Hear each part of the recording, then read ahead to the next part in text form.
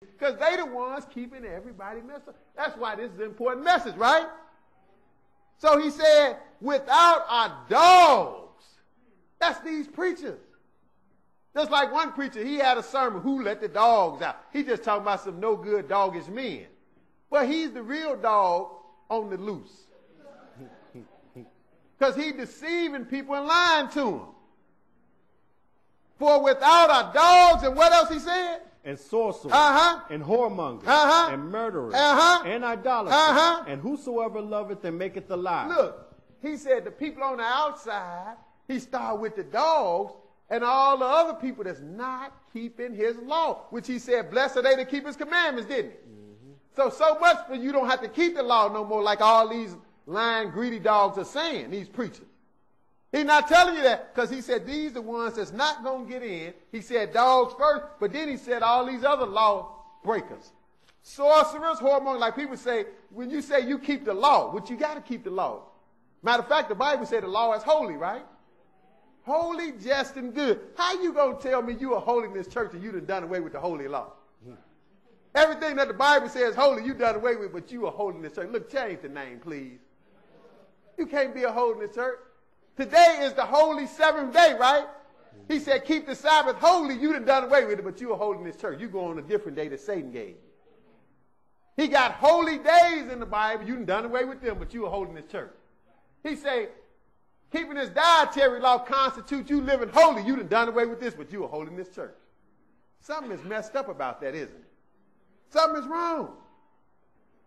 So, but when you tell them you keep the law, they even got a term now. We see they legalists over there. Them some legalists. Like, what would you rather be, a legalist or illegalist? What kind of sense do that make? Like, that's a bad name, illegalist. That don't make no sense. Well, here go the illegalists right here. They not going to get in. Read it again, verse 15. Well, matter of fact, read 14 and 15 because y'all don't hear me. Go ahead. Blessed are they that do his commandments, that they may have right to the tree of life, and may enter in through the gates into the city. So to get in, you got to keep the commandments, right?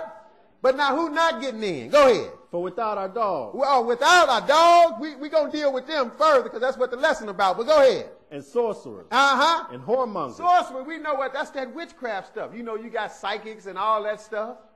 And whoremongers. We know what whoremongers are. See, that's what they want to make the dogs apply to. Now, the dogs applying to something else in this verse. The whoremongers speak for itself. That's some man lusting and sleeping with all kind of women and vice versa. Women sleeping around with men. Whoremongers, go ahead. And murderers. And murderers. And idolaters. And idolaters, that's false worship. People don't want to talk about that. But God hates idolatry. He said you're not going to get in. You're not going to make it in. Because you are not keeping his commandments if you caught up in idolatry. Big idolatry nowadays, we know it's Easter and Christmas right off the bat. Big idolatry. You worshiping bunny rabbits and Christmas trees and don't even know why. He said idolaters and what else? And whosoever loveth and maketh a lie. And whosoever loveth and make, just liars. He said liars are going to be in trouble in the end. Just lying. All of these are spelled out in his commandments. And here in Revelation, we find out you still got to abide by, right? Or you're not going to make it in. And we let preachers tell us we don't have to do nothing but believe on Christ. Or, of course, pay a little tithes now. They got to throw that. That's the one law they're going to throw in there. You got to pay your tithe. Why? Because they getting paid. They getting rich. But now, let's go further. Go to Philippians 3. We're going to show you. That wasn't the first mention about dogs referring to these men. Philippians. Because this warning is all over the Bible. Beware these false preachers. Everybody warning you. And nobody has taken heed nowadays. Because I know they ain't taking heed because they wouldn't flock to these mega churches with these false preachers lying to them. Just lying to them. Even sometimes when they tell the truth, because they got to tell the truth sometimes because the truth is getting out here more popular now. So sometimes the preachers tell the truth, but they still mess it up. Like sometimes when they talking about Christmas, they say, well, we know Jesus wasn't born on December 25th. See, they tell the truth then, because they can't get around it sometimes.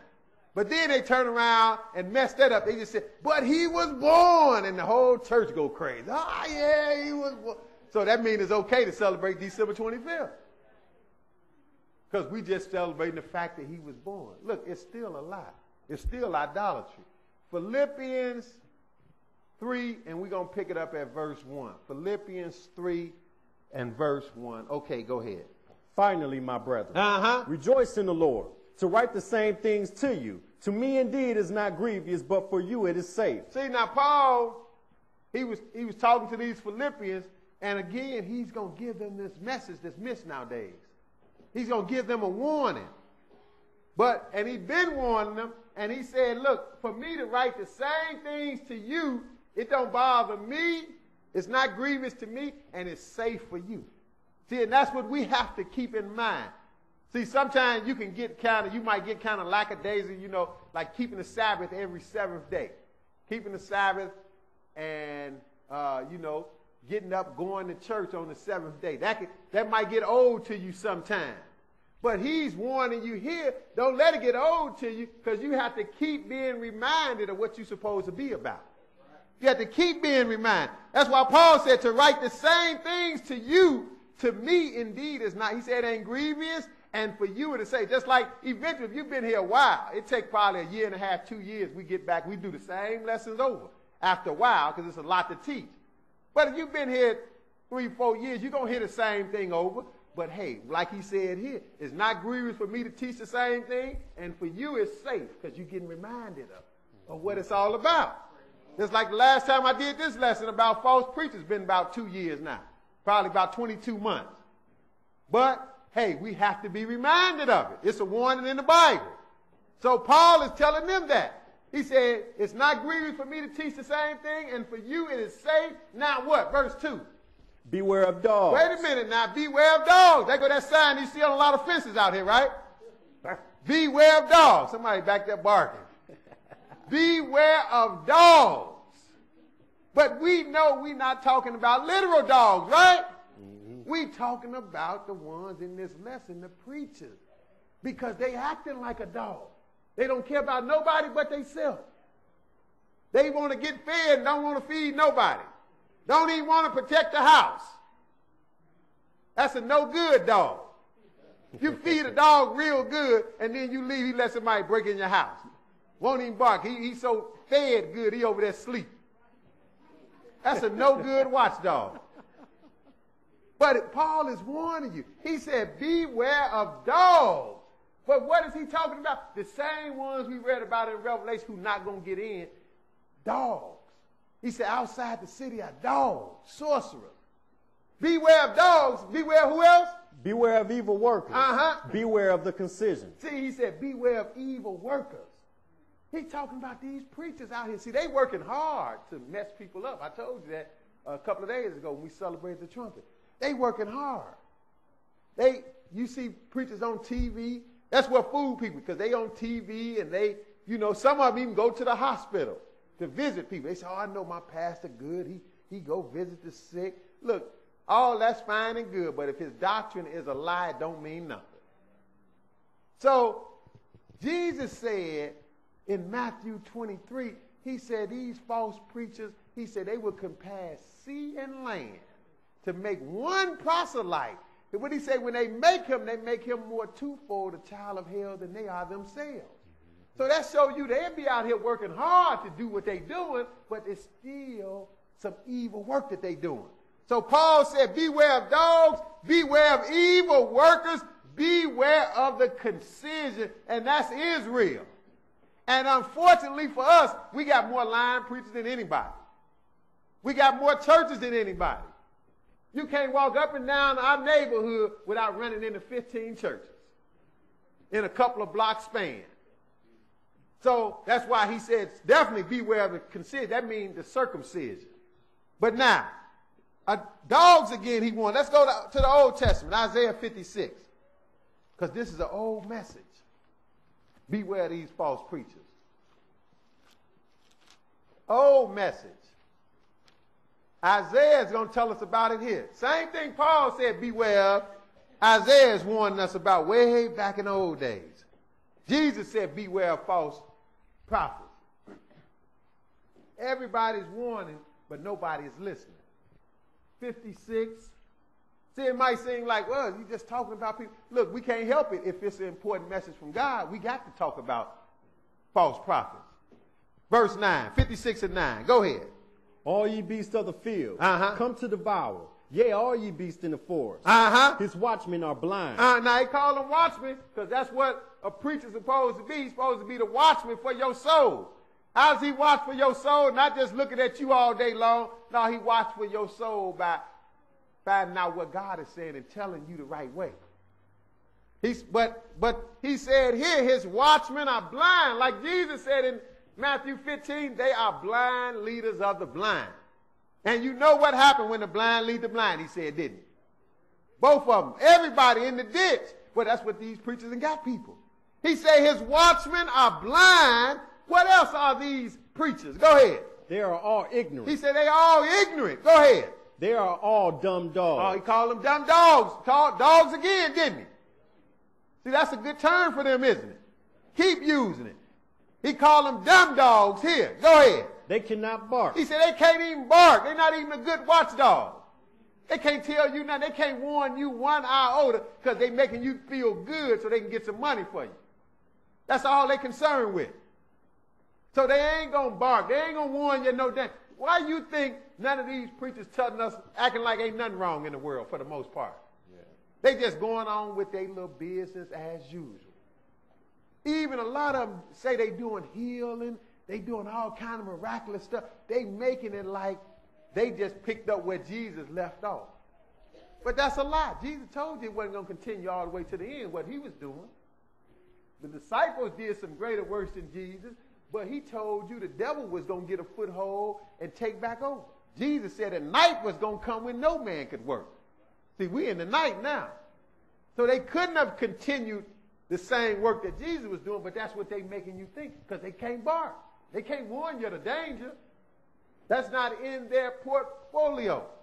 So he said, they are dumb dogs. They cannot bark. What they doing? Sleeping, lying down, loving to slumber. Verse 11. Yea, they are greedy dogs. He said they greedy dogs.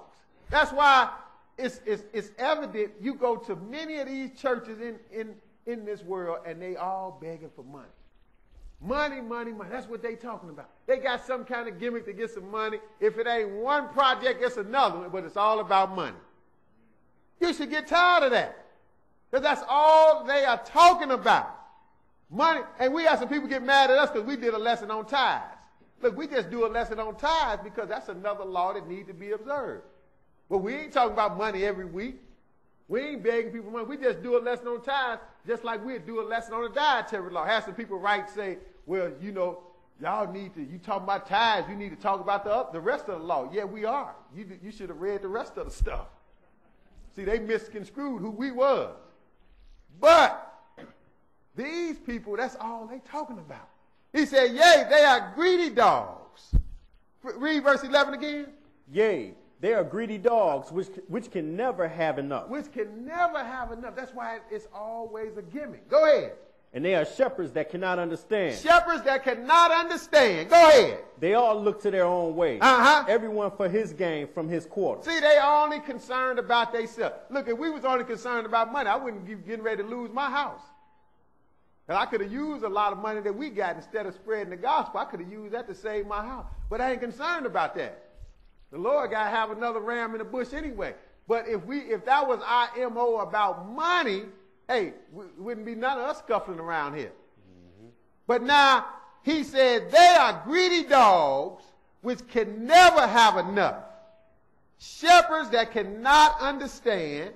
They all look to their own way, everyone for his gain from his quarter. And they continue this. This is an ongoing process throughout generations. But go ahead, verse 12.